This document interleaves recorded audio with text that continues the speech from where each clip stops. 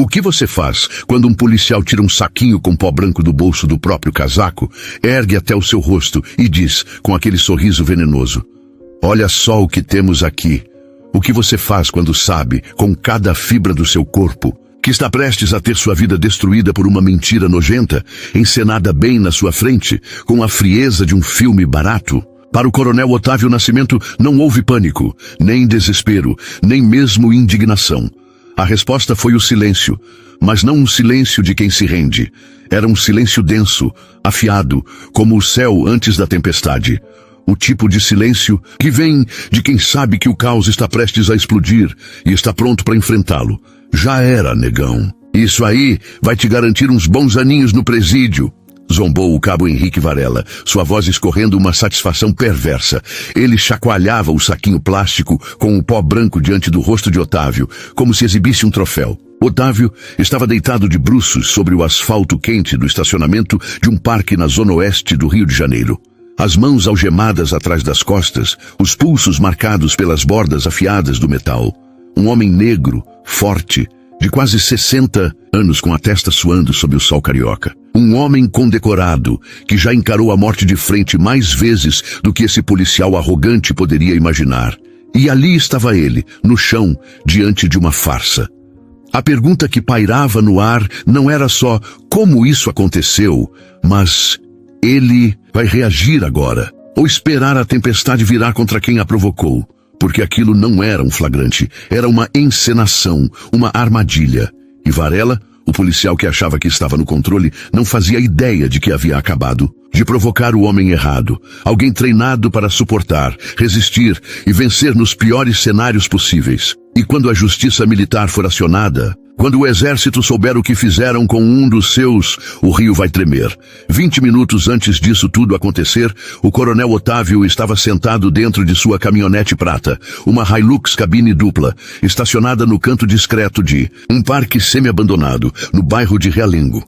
O motor desligado, os vidros abertos. A cidade viva ao redor, mas distante. Era sua primeira tarde livre, após voltar de uma missão no exterior. 12 meses em uma zona de conflito no Oriente Médio, onde o chão fedia a pólvora e sangue. Havia pousado no galeão há apenas 48 horas. Tempo suficiente para dormir mal, para ter pesadelos reais. Tempo insuficiente para se reconhecer na própria terra. Otávio olhou em volta. Havia combinado com a irmã de se encontrarem ali antes do jantar. Tentara ir ao mercado mais cedo, mas desistiu.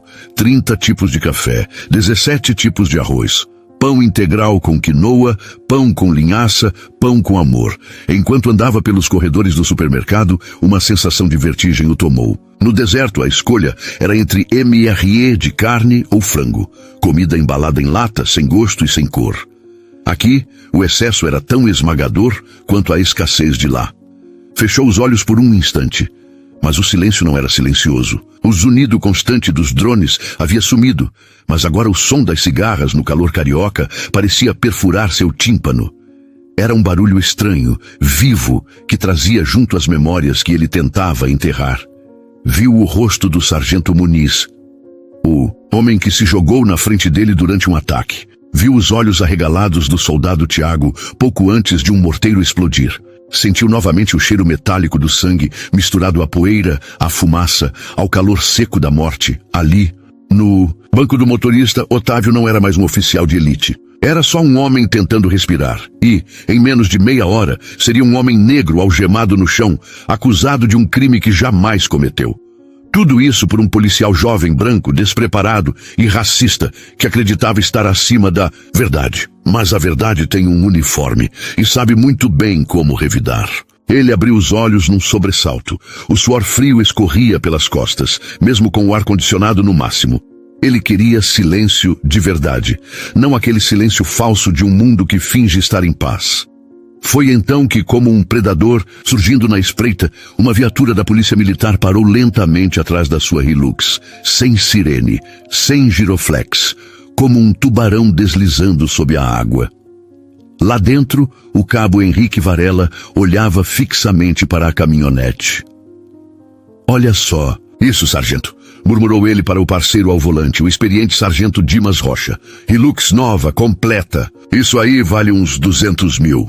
E tem um negão sentado sozinho, num parque quase vazio, no calorão da Zona Oeste. Não te parece suspeito? Rocha soltou um suspiro longo, cansado. Um som que ele já havia repetido centenas de vezes nos seus 30 anos de serviço mal pagos e mal dormidos. Henrique, talvez o cara só esteja descansando. Tá quente pra cacete, deixa o sujeito em paz. Só quer um pouco de sossego. Mas Varela sorriu com desdém. Nosso trabalho não é deixar pra... lá, Rocha. É averiguar. Fazer perguntas. Rocha, já de saco cheio de discutir com o parceiro impulsivo e arrogante, e faltando menos de 2 anos para a aposentadoria, apenas ligou a seta com resignação e estacionou atrás da Hilux. Os dois desceram. Varela caminhava com aquele tipo de passo largo e prepotente de quem acha que o distintivo é escudo para qualquer abuso. Ele não foi direto à janela. Primeiro deu uma volta completa na caminhonete, olhando tudo com olhos de quem já havia julgado o dono antes mesmo de abrir a boca. Tocou nos pneus novos, leu mentalmente a marca. Goodyear. Wrangler. Rodas limpas. Nenhum arranhão. Caminhonete zerada.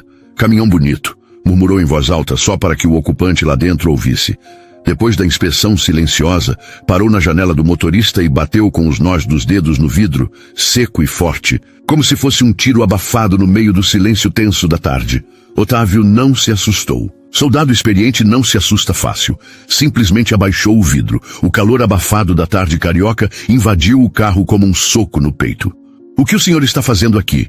perguntou Varela, direto, sem se apresentar, sem gentileza. Hostilidade pura na voz. "Boa tarde, oficial", respondeu Otávio, com a voz calma, firme, sem alterar o tom. "Estou esperando minha irmã. Combinamos de nos encontrar aqui." Falou do mesmo jeito que já havia dado ordens em campo de batalha. Sem tremor, sem hesitação. Varela olhou para o homem negro, forte, de presença marcante. Depois, olhou o interior da caminhonete. Bancos de couro, painel digital, volante reluzente. A mente preconceituosa dele começou a conectar pontos que não existiam. "Esperando sua irmã, aqui, num parque assim, esquisito, vazio?" disse ele com um sorriso forçado, que não chegava aos olhos. "Esse carro aqui, uma Hilux dessas, top de linha. Onde o senhor arrumou dinheiro para isso tudo? Com um salário de militar não dá, né? Ou tá trabalhando com outra coisa?" Otávio sentiu a raiva começar a subir. Uma raiva velha, conhecida, mas manteve o controle. Já havia enfrentado adolescentes com fuzis AK-47 e granadas nas mãos com mais serenidade do que certos homens armados de farda e preconceito. Discutir com alguém como Varela seria o mesmo que tentar varrer o mar com vassoura. Então, sem uma palavra, Otávio pegou a carteira, tirou sua identidade militar e a carteira de habilitação. Estendeu os documentos. No cartão, Otávio Nascimento, Coronel, Forças Armadas do Brasil. Varela leu os nomes e riu com desprezo. "Coronel, é?" disse com ironia carregada de veneno. "Vocês militares se acham os donos do mundo. Andam nesses carrões, param onde querem. Acha que esse título vale alguma coisa aqui na rua? Acha que está acima da lei?" Ele não esperava a resposta. Só queria humilhar. "Sai do carro, a gente precisa verificar umas coisas", ordenou Varela. O pedido era completamente injustificado. Otávio não estava cometendo nenhum crime. Não havia nada fora do lugar. Mas ele conhecia o jogo, conhecia o perigo. E aprendeu que, às vezes, a vitória vem de escolher o caminho mais estratégico, não o mais impulsivo.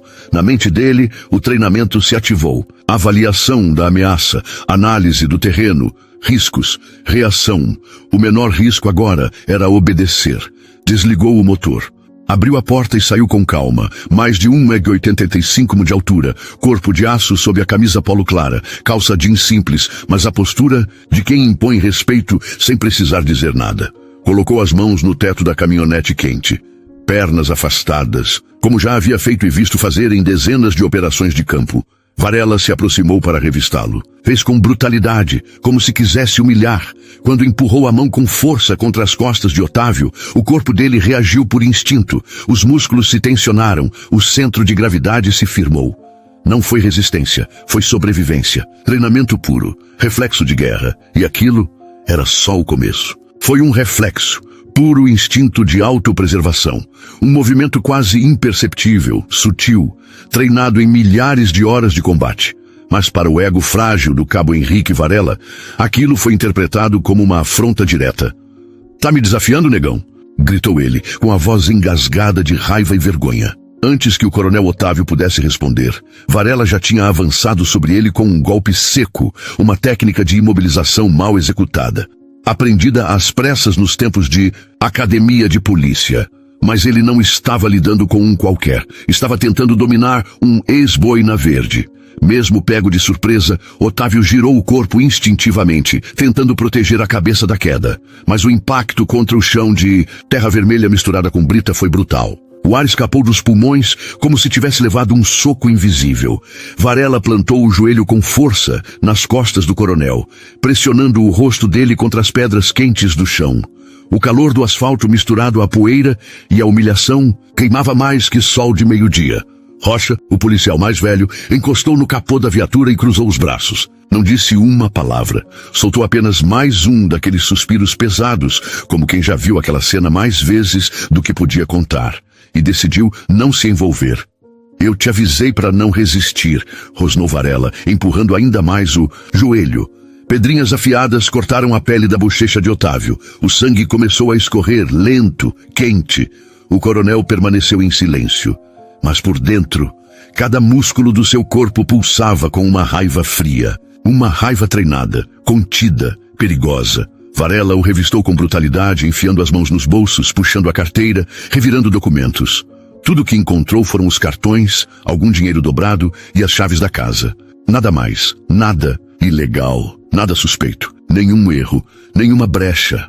A frustração no rosto de Varela era evidente. Ele queria pegar alguma coisa, qualquer coisa, mas ali diante dele só havia um homem honrado e inocente. Levanta! Ordenou, puxou Otávio do chão com força desnecessária, quase deslocando o ombro. Colocou as algemas de forma brutal, os estalos do metal soando como tiros no silêncio abafado da tarde.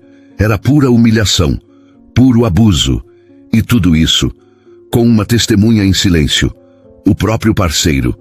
Varela então se virou para Hilux, como se fosse território inimigo. Invadiu o veículo sem permissão, vasculhando cada canto como um ladrão nervoso. Jogou no chão o pequeno caderno de anotações do coronel, revirou o porta-luvas, abriu compartimentos, derrubou garrafas d'água, até encontrar a boina verde de Otávio, símbolo sagrado das forças especiais. Olha isso, Rocha, disse com sarcasmo, levantando a boina no ar como se fosse uma peça de roupa velha. Um herói de guerra. Deve ter matado gente para conseguir isso aqui, né? E jogou a boina no chão sujo da caminhonete como se fosse lixo. Foi esse gesto, mais do que a queda, mais do que as algemas, que atingiu Otávio profundamente. Aquilo não era só um símbolo, era a vida dele, era o sangue dos amigos, era a honra do que ele construiu. Ele sentiu a raiva crescer como um mar revolto, mas seu rosto permaneceu imóvel. Varela, agora tomado pelo desespero de não ter encontrado nada incriminador, começou a pensar rápido. Precisava justificar a abordagem. Precisava de um crime, de uma prova. Qualquer coisa. Foi então que veio o plano B. Um plano sujo, covarde, e que já parecia pronto na mente dele. Virou-se para o banco do carona, onde a jaqueta de couro de Otávio estava dobrada. Olhou discretamente para Rocha, que desviava o olhar, fingindo não ver. Aquele era o momento, a oportunidade. Com um gesto rápido e disfarçado, Varela enfiou a mão no bolso da própria calça e retirou um pequeno saco plástico transparente, com um conteúdo branco dentro. Então, como num truque de mágica nojento, enfiou o saquinho no bolso da jaqueta de Otávio. Fez tudo com a calma de quem já havia feito antes, e puxou o saquinho novamente, desta vez teatralmente, como se tivesse feito uma grande descoberta. Gritou ele triunfante, com o saco erguido na altura dos olhos. Eu sabia! Um traficante fardado! Um herói da pátria com as mãos sujas. Virou-se para Otávio, agora algemado, ensanguentado, calado. Levantou o saquinho diante do seu rosto, balançando-o como um troféu. Olha o que nós temos aqui, coronel, disse, sorrindo como quem vence um jogo injusto. Olha isso. Te peguei. E foi nesse momento que o silêncio de Otávio se transformou. Não era mais o silêncio da calma. Era o silêncio de quem entrou em modo de guerra. Silêncio assustador. Silêncio de avalanche prestes a desabar. Otávio não gritou. Não discutiu. Não implorou. Apenas olhou. Seus olhos, olhos que já tinham visto o pior da guerra, da dor, da destruição, Agora estavam focados, tranquilos, como a mira de um atirador de elite. Ele olhou para o saquinho com o pó branco. Avaliou o tamanho, a cor, a forma como o pacote foi apresentado. Depois ergueu os olhos e encarou Henrique Varela, direto, sem piscar. Não havia medo, havia cálculo, análise. O coronel não via um policial, via um inimigo. E já estava mapeando seus pontos fracos. Era o olhar de quem saiu da defensiva e estava prestes a contra-atacar. A frieza daquele olhar gelou Varela por dentro. Mas seu ego inflado tratou de disfarçar o nervosismo. Pensou que Otávio estava em choque, mudo de medo. "Tu tá morto, cara!" repetiu Varela, agora empurrando Otávio com brutalidade em direção à viatura. Abriu a porta de trás e o jogou lá dentro como um animal. A porta bateu com força. Varela achava que tinha vencido. Achava que tinha dado uma lição num militar arrogante e, de quebra, garantido um flagrante falso que impressionaria os superiores. Mas tudo o que ele fez foi iniciar a própria queda. Na direção da delegacia na zona oeste do Rio, Varela seguia dirigindo e rindo. Otávio estava calado no banco de trás. E Dan Rocha, o parceiro mais velho, sentado no banco do carona, estava apavorantemente silencioso. "O coronelzinho se ferrou", disse Varela, quase cantando. "E sabe o que fazem com traficante em Bangu? Lá ninguém quer saber se tu é coronel ou gari. Vai virar número, chapa, só número. Quem sabe até goste. Ouvir ordens deve ser sua praia, né?" Rocha tossiu.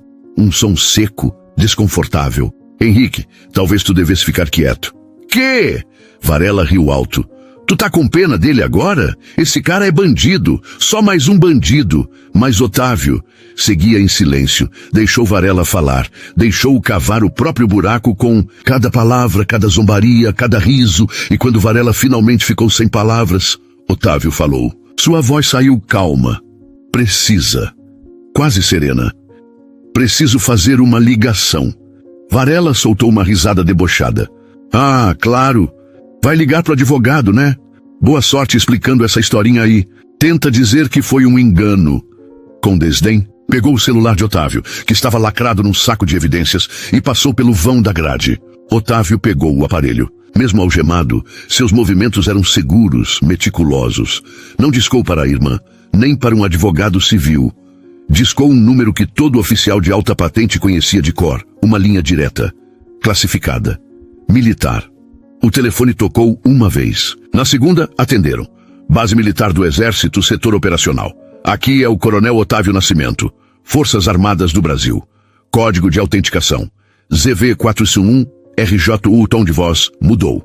Já não era a voz de um homem ferido ou cansado. Era voz de comando, voz de campo de batalha, voz de liderança. "Solicito conexão imediata com a Procuradoria-Geral Militar. Prioridade máxima. Código de emergência. Águia de areia." O ar dentro da viatura pareceu evaporar. Varela parou de rir.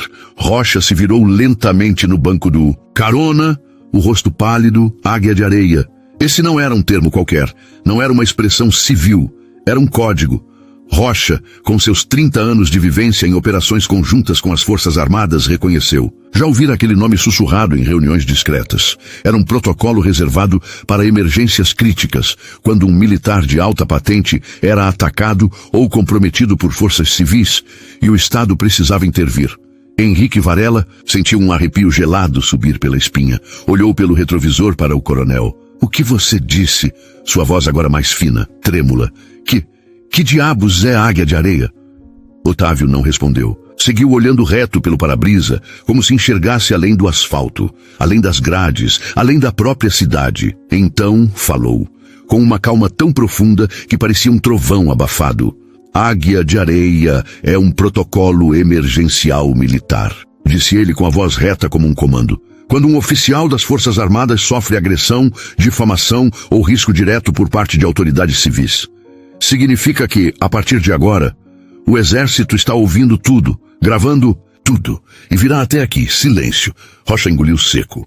Ativado quando um oficial superior, nível 6 ou acima, é detido por uma força civil sob suspeita de abuso de poder, prisão arbitrária ou qualquer conduta que ameace a integridade física, moral ou estratégica de um militar, de alta patente, inclusive com risco de vazamento de informações classificadas. O coronel Otávio falou com calma clínica, como quem lê um código de guerra que poucos civis já ouviram em voz alta. Pausou por um segundo. Deixou as palavras se alojarem no peito dos dois policiais como chumbo. A ativação desse protocolo, continuou, aciona automaticamente uma unidade de resposta rápida da Polícia do Exército, investigadores da CI, Criminalística Militar, e um advogado da Procuradoria-Geral Militar. O local da ligação já foi identificado. Vocês têm aproximadamente 10 minutos, talvez menos, até que esta área esteja completamente cercada por tropas federais. Varela pisou no freio com tanta força que os pneus cantaram. A viatura da Polícia Militar derrapou, parando torta, no meio da pista entre árvores, morros e nada mais, além do som do próprio desespero. Mentira! Isso não existe! Gritou Varela, a voz agora cheia de rachaduras e desespero, mas seus olhos denunciavam o que sua boca tentava esconder. Ele estava em pânico. Virou-se para Rocha, buscando apoio como um náufrago.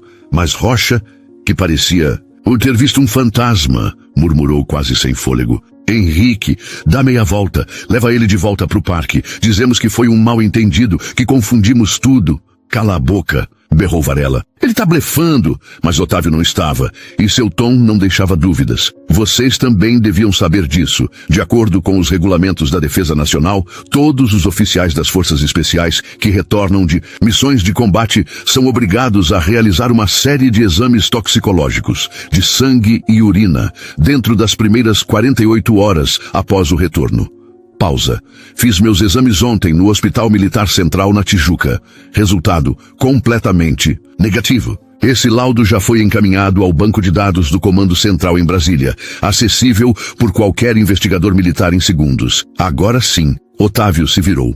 Olhou diretamente nos olhos de Varela, e suas palavras foram afiadas como punhais.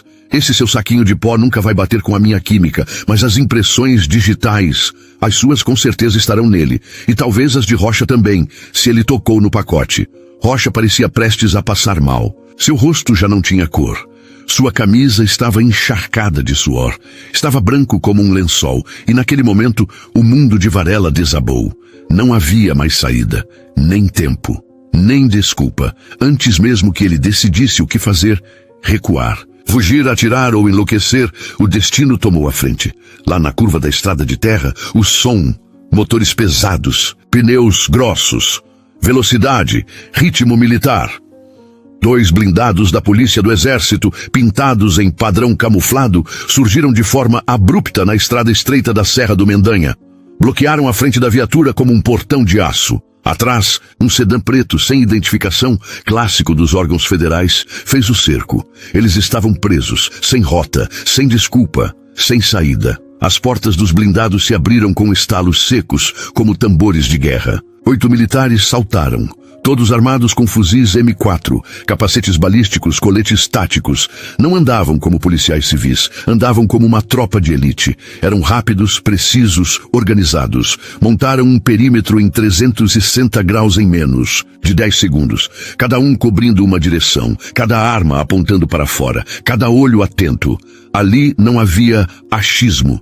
Ali era comando. Era sistema, era força de verdade, e naquele instante, a farsa acabou. Os 2 PMs cariocas, com suas armas no coldre e as mãos suando frio, pareciam garotos brincando de autoridade diante de soldados que sabiam o que era um verdadeiro campo de batalha.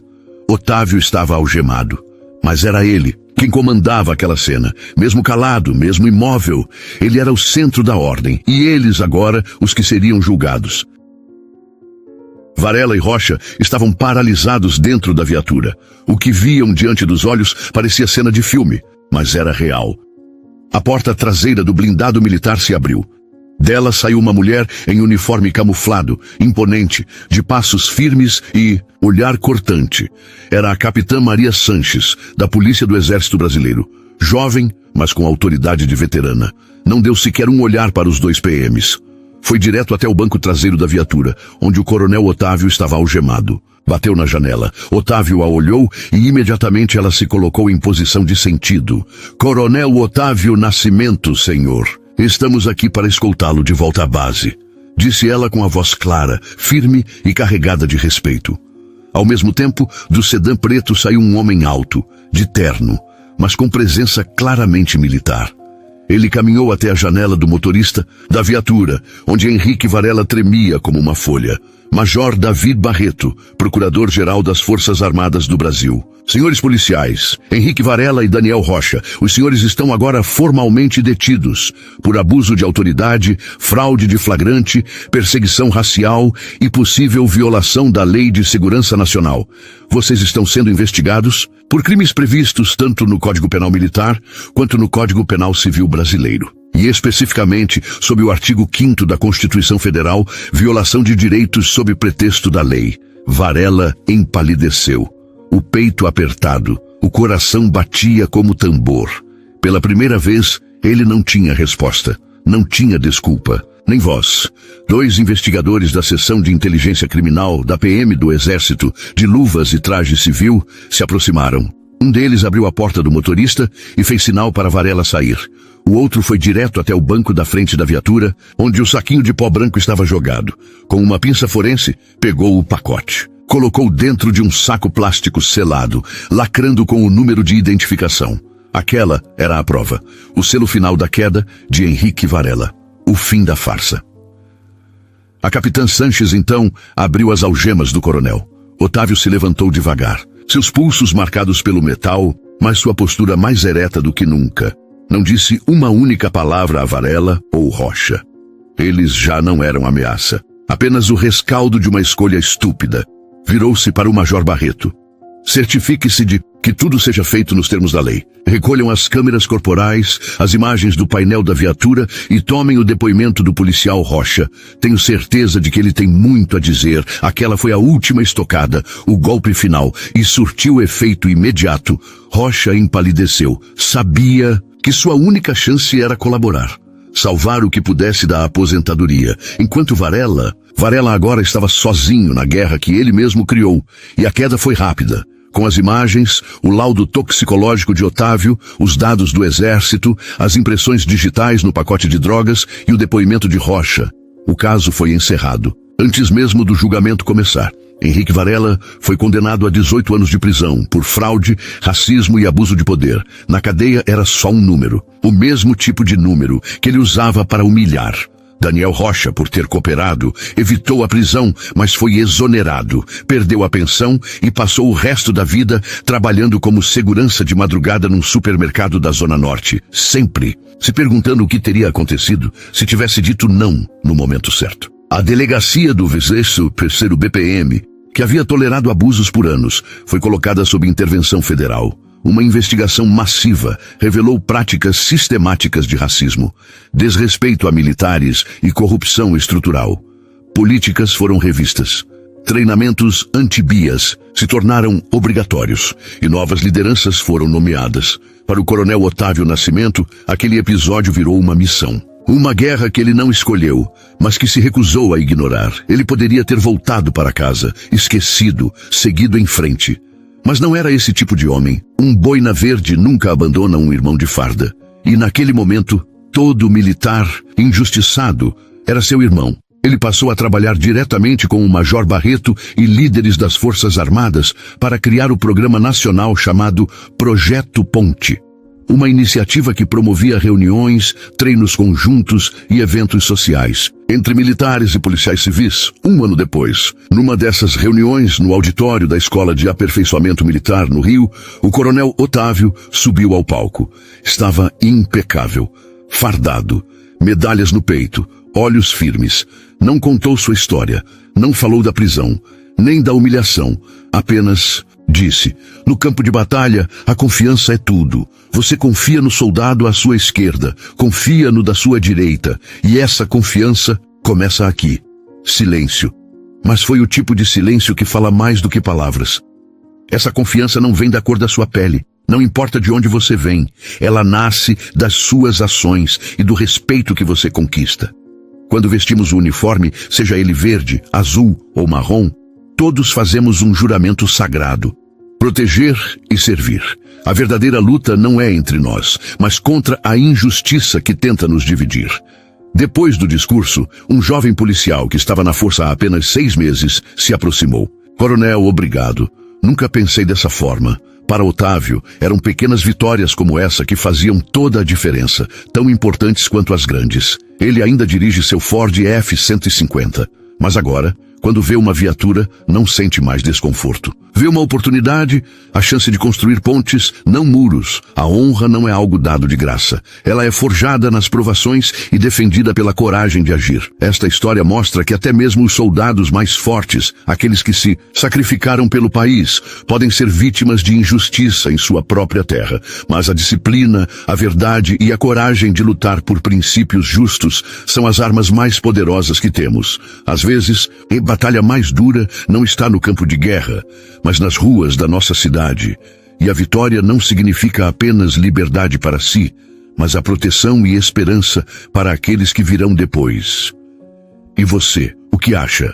A resposta das Forças Armadas foi adequada para essa situação? Se estivesse no lugar de Daniel Rocha, o que faria ao perceber que um colega armava uma mentira? O que essa história revela sobre os desafios que nossos veteranos enfrentam para se reintegrarem à sociedade?